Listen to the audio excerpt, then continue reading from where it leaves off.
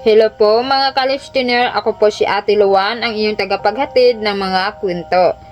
Bago po natin simulan ang kwento, huwag kalimutan mag-subscribe at mag-like sa ating mismong YouTube channel. Alas 4 ng madaling araw, madilim pa. Ngunit maririnig na ang huni ng mga ibon at paggising ng mga hayop sa bahay ni na Kiko. Maliwanag na ang ilaw sa kusina. Si Nina ay abala na sa pag-iigib ng tubig, pagpupukpok ng bigas at pagsisindi ng kalan.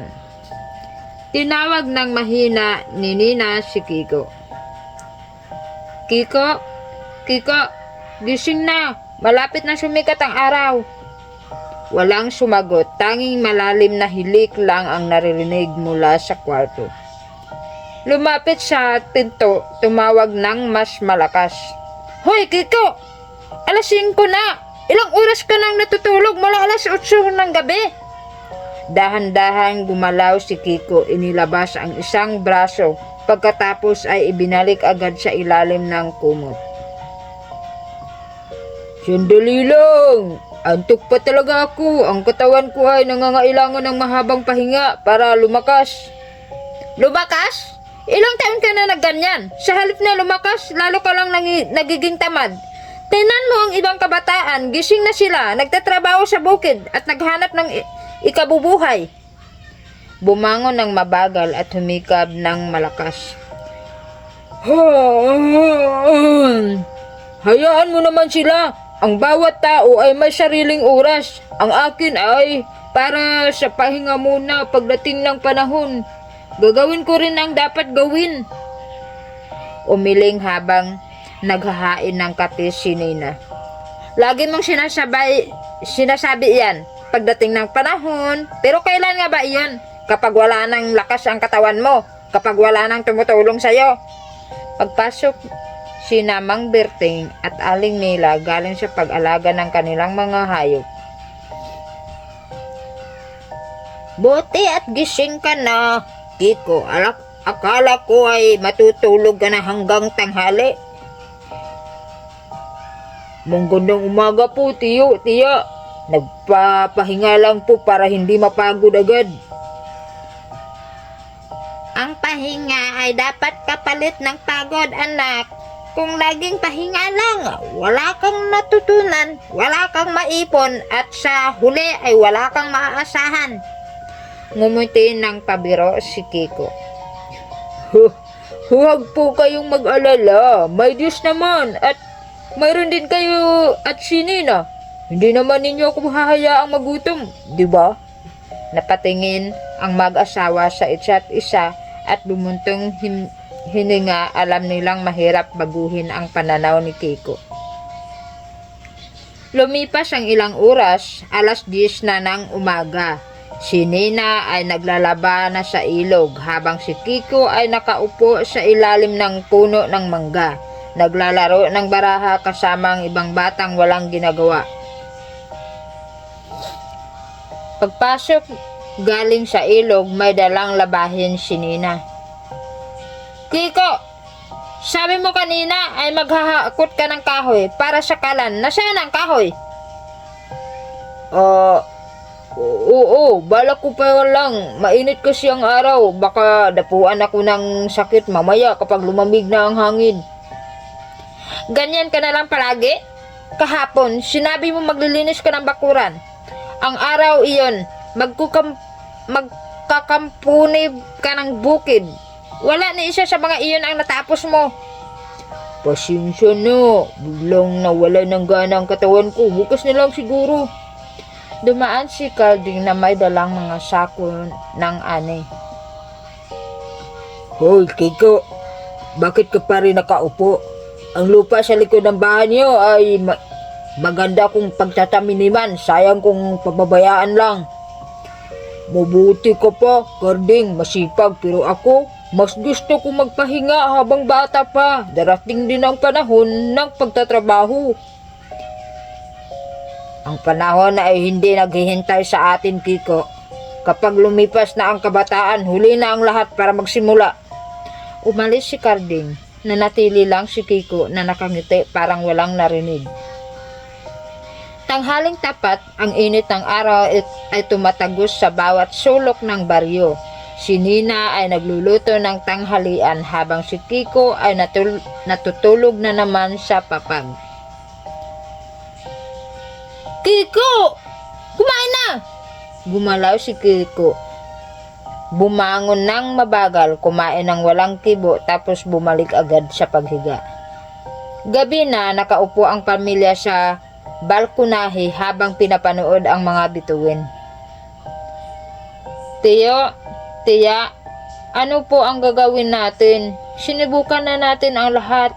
Magsalita ng mahinahon, magalit, magbigay ng halimbawa, pero parang bingis siya. Ang katamaran ay parang naunti-unting kumakalat kapag naging ugali na. Mahirap nang tanggalin, kailangan niyang maramdaman ang bigat ng kanyang ginagawa. May isang tao po tayong pwedeng lapitan. Si Tiyang Ising, kilala siya sa buong lalawigan. Ang kanyang mga payo ay paraan ay laging nagdudulot ng pagbabago. Pero ligtas po ba siya gagawin niya? Ayaw kong mapahamak si Kiko kahit na anong mangyari. Tiya Ising ay hindi nananakit. Ang kanyang mga gawain para lamang magturo ng leksyon. Bakas ng madaling araw, pupunta tayo sa kanyang bahay sa kabilang baryo. Sabay-sabay silang tumingin sa kwarto ni Kiko, umaasang may magandang mangyayari. Kinabukasan, alas 4 pa lang ng madaling araw, naglalakad sina Nina, Mang Berte at Aling Mila. Papunta sa baryo kung saan nakatira si Tiya Ising. Mahaba ang daan, may mga bukirin at ilog na dadaanan. Matagal pa po ba, Tiyo? Mga 2 oras pa ang lakad, pero ulit ang pagod natin kung makakatulog ito kay Kiko. Pagdating nila sa bahay ni Tiya Ising, sinalubong sila nito ng may ngiti. Alam ko na ang dahilan ng inyong pagdating. May dala kayong mabigat na alalahanin.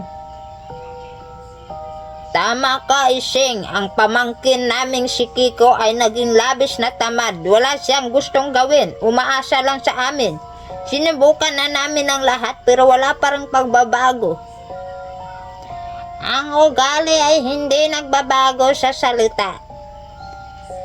Lalo lamang minsan kailangan mararamdaman ng tao sa kahinaan ng kanyang pamumuhay upang magising ang kanyang diwa. Ano po ang maaari ninyong gawin? Huwag po sana siyang saktan. Ang gagawin ko ay magpapakita lamang sa kanya ng katotohanan kung paano lumipas ang panahon ng mabilis. Hindi ito sakit. Hindi ito sumpa na walang lunas. Kapag natutunan niya ang aral, babalik din ang lahat sa dati. Pagbalik nila sa bahay, kasama na nila si Tiya Ising. Nang makita siya ni Kiko, tumayo siya ng bahagya pero hindi lumapit. Kiko, matagal ko nang naririnig ang tungkol sa'yo. Sabi nila ay bata ka pang, ngunit parang pagod nang kumilos. Wala po, Tiya. Walang akong ganang gumawa ng mabibigat na gawain. Nakakapagod kasi. Umupo tayo dito sa ilalim ng puno. Makikinig ka muna sa akin. Umupo sila. Nagsimula si Tiya Ising magkwento ng mahinahon. Noong ako ay kasing edad mo pa, ganyan din ang aking iniisip. Sinasabi ko sa sarili ko, bakit ako magtatrabaho ngayon? Ang mga taon bago ko na malayan ay matanda na ako. Ang lakas ng katawan ay nawawala. Ang mga pagkakataong sana ay ginamit ko na ay lumipas na ng tuluyan. Nakinig ng tahimik si Kiko. Ganun po ba? Pero sabi nila ang tao ay nabubuhay ng mahabang panahon. Ang haba ng buhay ay hindi nasusukat sa taon kundi sa kung paano mo ito gagamitin. Ang taong tamad ay parang taong naghihintay lang ng kamatayan nang walang ginagawang kabuluhan. Pero marami pa naman akong panahon. Tumingin ng seryoso si Tia Ising sa kanya. Kung ganyan ang paniniwala mo, baka kailangan mong makita ang bilis ng takbo ng panahon sa loob lamang ng isang gabi. Gabi na, tahimik ang buong baryo sa loob ng bahay. Maingat na inihanda ni Tia ang mga kailangan niya. Iba't ibang uri ng dahon, ugat ng puno, malinis na tubig mula sa bukal at mga bulaklak. Lumapit ng dahan-dahan si Nina.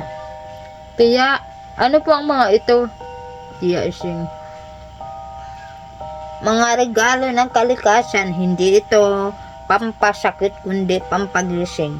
Ang bawat halaman ay may kapangyarihan ipakita ang katotohanan.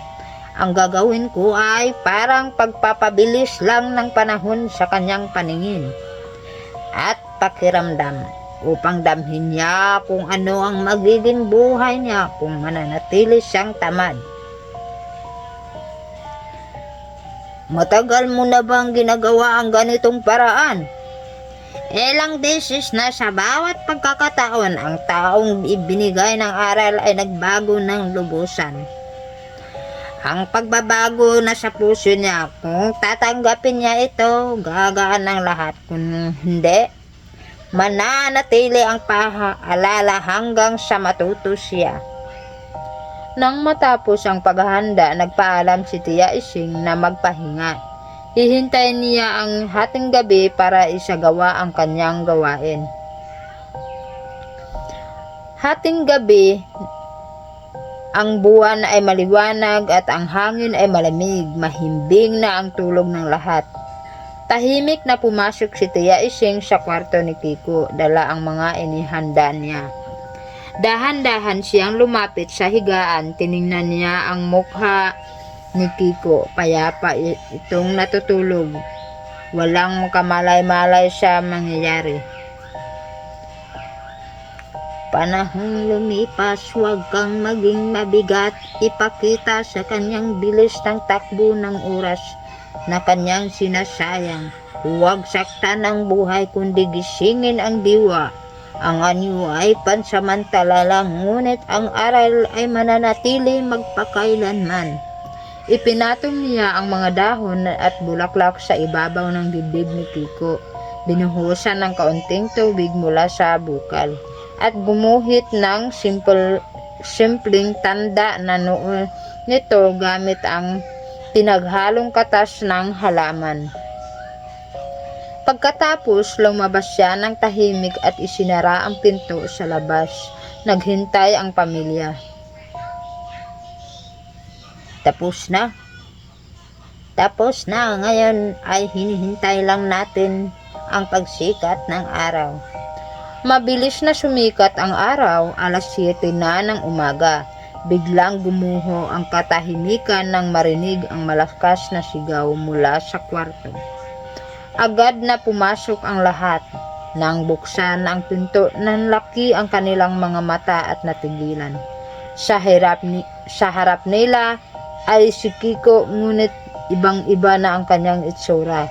Ang dating makinis na balat ay puno ng maliliit na malalaking kulubot. Ang itim na buhok ay kalahati na ang pumuti. At ang ilan ay naging kulay abo. Ang kanyang mga mata ay parang luma na.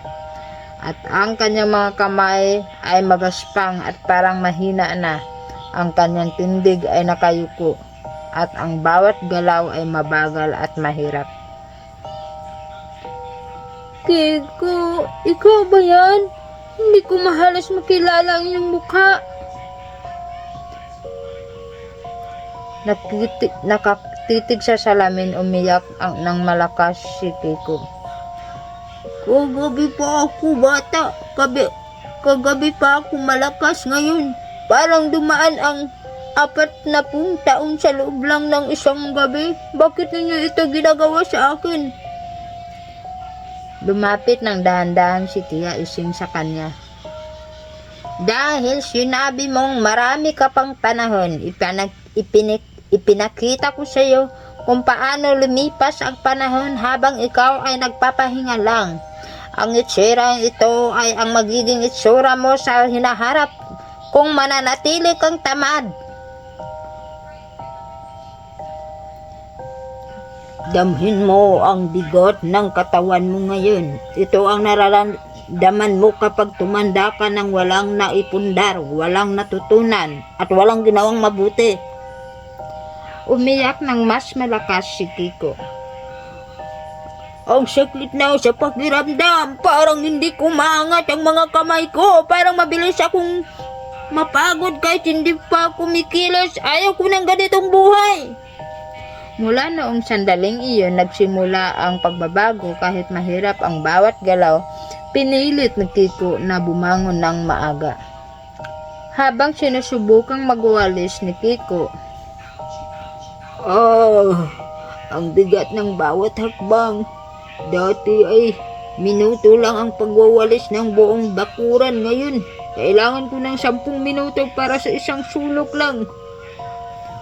Lumapit si Nina kay Kiko. Kiko, huwag mong pilitin. Mapahinga ka muna. Hindi, Nina. Kung hindi ko gagawin ngayon, kailan pa?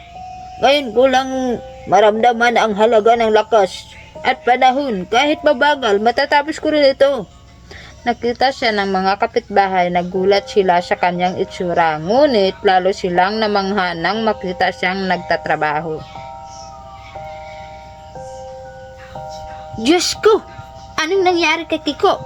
Pero sa unang pagkakataon, nakita ko siyang gumagawa ng trabaho. Kahit mukhang matanda na ang kanyang puso, ay tila'y muling nabuhay. Mabuti na lang at natuto siya. Sa mga sumusunod na linggo, araw-araw nang gumising si Kiko. Bago sumikat ang araw, natutunan niyang mag-igib ng tubig, magtanim ng gulay, magkumpuni ng bukid, mag-alaga ng hayop at tumulong sa pagluluto. Minsan ay nadadapa siya dahil sa kahinaan ng katawan, ngunit agad siyang bumangon. Habang nagtatanim si Kiko, kahit mabagal, maghalaga ang bawat butong itinanim ko. Balang araw magbubunga ito. Ganon din ang aking buhay. Kung magsisikap ako ngayon, may aanihin ako sa hinaharap. Bumisita at nakausap siya ni Lola Tasin. Batang Kiko, kahit iyong mukha ay parang matanda, ang iyong mga mata ay puno ng pag-asa. Ang tunay na kabataan ay wala sa itsura kundi sa pagnanais na matuto at gumawa ng mabuti. Tama po kayo, Lola. Noong bata po ang itsura ko, matanda naman ang aking pag-iisip. Laging naghihintay at walang ginawa. Ngayon, kahit mukhang matanda, bata naman ang aking pagnanais na baguhin ang sarili. Tinuruan din siya ni Mang Berting ng tamang paraan ng pagsasaka. Minsan ay nagkakamali siya pero hindi siya sumusuko. Mabuti at iyong panindigan, Kiko. Ang pagkakamali ay bahagi ng pagkatuto. Ang mahalaga ay hindi mo inuulit ang katamaran. Lumipas ang ilang buwan, kilala na si Kiko sa buong baryo bilang taong laging handang tumutulong. Kapag may sikat ang kapitbahay, siya ang kumukuha ng tubig at pagkain. Kapag may trabaho sa bukid, siya ang unang tumutulong kahit walang bayad. Salamat, Kiko. Kung wala ka, mahirapan kami mag-ani ng aming palay. Wala kung ano man. Dati ako ang laging umaasa sa tulong ng iba. Ngayon, masarap sa pakiramdam na ako naman ang na makakatulong. Isang gabi, habang nakipagkwentuhan kay tiya si Ising, tinanong niya ang tungkol sa kanyang anyo. Tiyo, kailan po ba babalik ang dating itsura ko? Naintindihan ko na ang aral, pero nais ko ring bumalik sa dati. Ang anyo ay babalik kapag napatunayan ng iyong puso na ang pagbabago ay hindi pansamantala. Kailangan nararamdaman ka na kahit bumalik ka sa pagiging bata, hindi ka na muling babalik sa katamaran. Pangako po, ang aral na ito ay dadalhin ko po habang buhay. Kahit anong mangyari, hindi ko sasayangin ang oras na binigay sa akin. Isang umaga, gumising si Kiko na may kakaibang pakiramdam. Magaan ang katawan, parang may lakas na bumalik sa bawat buto at kalamnan. Tumayo siya agad at tumingin sa salamin ng laki ang kanyang mata at napasigaw sa tuwa. Tumakbo ang lahat, nakita nila ang dating kulubot na balat ay muling naging makinis at puting buhok at bumalik sa itim. Ang kanyang tindig ay tuwid at ang kanyang lakas ay buo na, ngunit ang kanyang puso at isipan ay nanatiling may karunungan. Niyakap siya ng mahigpit ni Nina. Salamat sa may kapal. Ikaw na ulit ang dati mong anyo, ngunit mas mabuti na ang iyong ugali. Ngumuti ng malawak si Tia Ising. Ang panahon labas na anyo ay binalik sa iyo, ngunit ang aral ay naiwan sa iyong puso. Tandaan mo, ang oras ay regalo, huwag itong sayangin. Ang kasipagan ay susi ng magandang buhay at kabutihan, ang tunay na yaman. Yumuko sa lahat si Kiko. Maraming salamat po sa inyong pasensya at pagmamahal. Mula ngayon magiging huwaran ako ng kasipagan at kabutihan sa ating baryo. Lumipas ang 2 taon, makikita si Kiko na mayroon ng sariling malawak na taniman. May alagang hayop at tumutulong sa pagpapaunlad ng baryo. Ang mga kabataan ay tumingin sa kanya bilang halimbawa. Kiko, paano mo nagawang magbago ng ganito? Dahil nararamdaman ko kung paano lumipas ang panahon sa isang idlap. Natutunan ko na ang bawat araw ay pagkakataon para gumawa ng mabuti. Ang katamaran ay nagdudulot lamang ng pagsisisi sa huli. Sa isang pagtitipon sa baryo, ibinahagi ni Kiko ang kanyang karanasan. Mga kaibigan, huwag nating hintayin tumanda bago tayo matuto.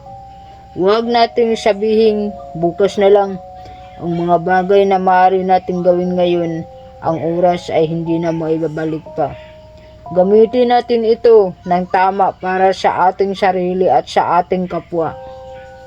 Ang huling tagpo ay makikita ang buong pamilya at mga kapitbahay na nagtitipon sa ilalim ng puno ng mangga habang sumisikat ang magandang araw. Si Kiko ay nakatayo sa gitna at masaya at puno ng pag-asa. Ang kwento ni Kiko ay paalala sa ating lahat. Ang kabataan ay panahon ang paghahanda, hindi ng pagpapahinga lamang. Ang taong gumamit ng oras ng tama ay makakaroon ng magiging kinabukasan. Ang katamaran ay maikling aliw, ngunit pang matagalang pagsisisi.